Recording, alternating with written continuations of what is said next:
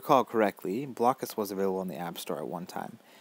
Now it's back by a different designer, and appears to be what I would describe as a more mainstream board game port. Definitely has the full board game rules there, but focusing more on monetization rather than pure gameplay. Let's take a look and see, apart from those biases, how the game plays. Solo play is against AI opponents of varying difficulties. As you can see, the icons or the avatars of the AIs change based on their difficulty setting. The way Blokus is played, if you have not played before, is you place pieces, sort of Tetris-based pieces, out on a board. To place your next piece, it must be attached to one of the corners of the piece that you placed.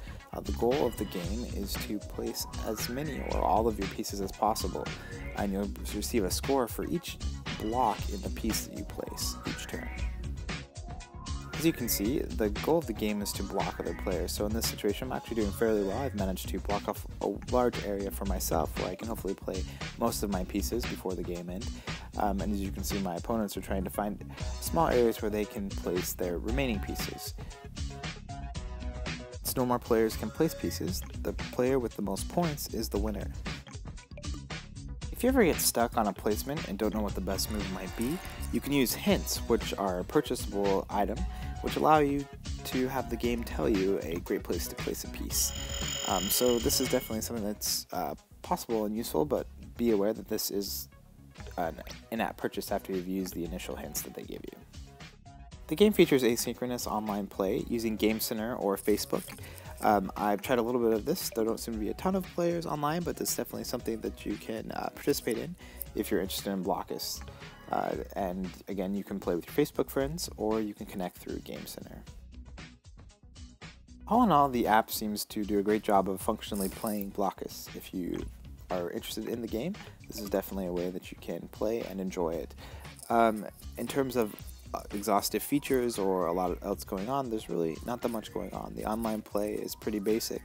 The constant harassment of other products can become annoying. I think the hit system is something that I feel takes advantage of weaker players. The AIs are challenging and they make good moves. As you can see here, they are probably going to smack me around quite a bit. Though I think expert players will be able to, use their basic strategies and still be able to do well against the AI opponents. All in all, the game is a pretty basic board game port. You have all the traditional elements, the ability to play the game, and a few other basic options, but otherwise there's not a ton more going on in the game.